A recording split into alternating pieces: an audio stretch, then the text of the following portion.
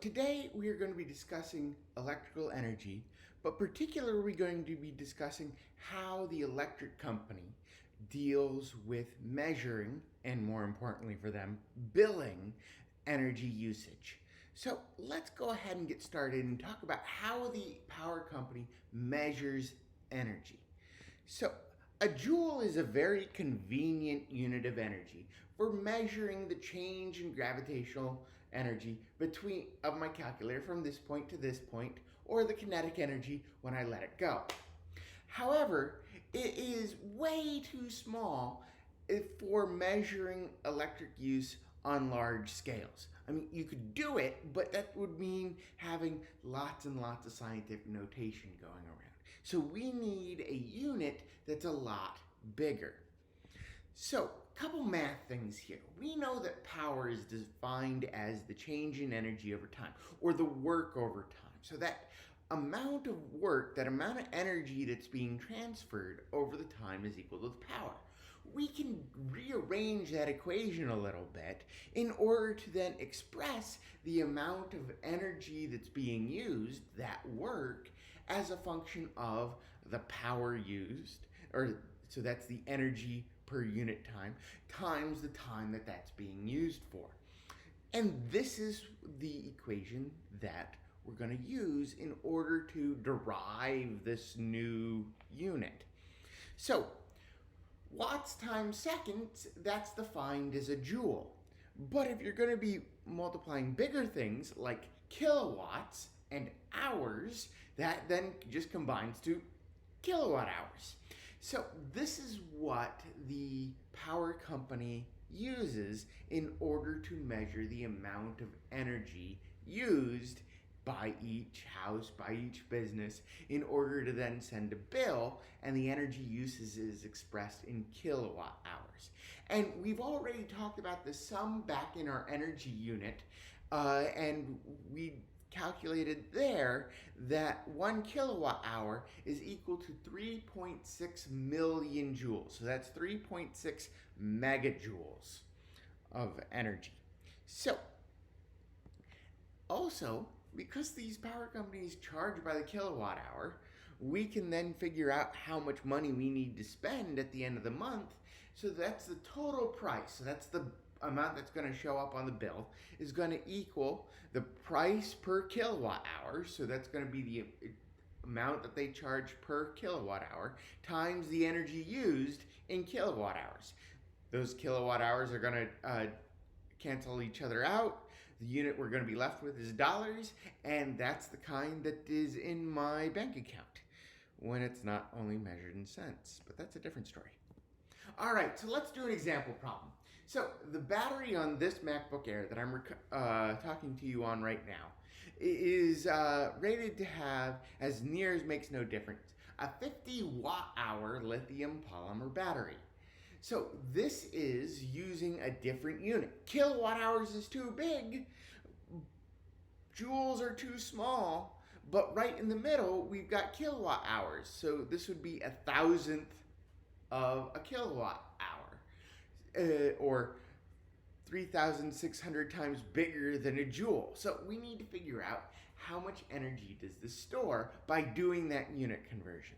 So, and then when it's connected to a power adapter, we need to figure out how much current's coming through, and most importantly, how much it takes to use this, how much money it takes to use this thing. So let's do that unit conversion first.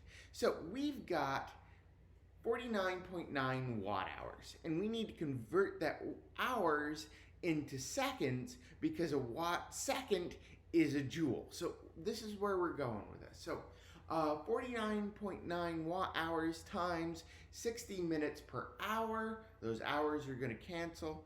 And then 60 seconds per minute. Those minutes are going to be canceling.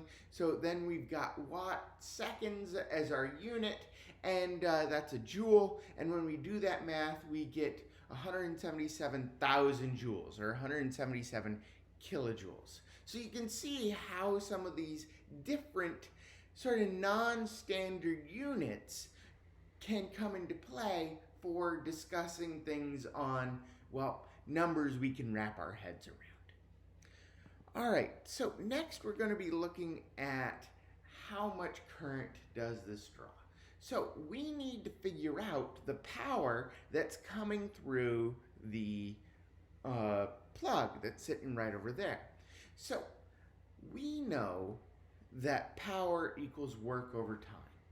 And I've got work right now expressed in terms of watt hours. And I got time in hours.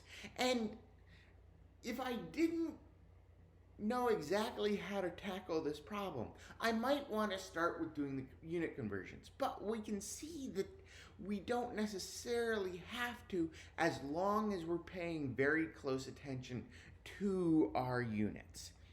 So power equals 499, or let's try that again, 49.9 watt hours, and the time is going to be 3 hours. So this means that we can look at this and figure out that those hours are going to cancel. So what we're going to be left with is a power in terms of watts, which is what we need, which is what we want out of this equation.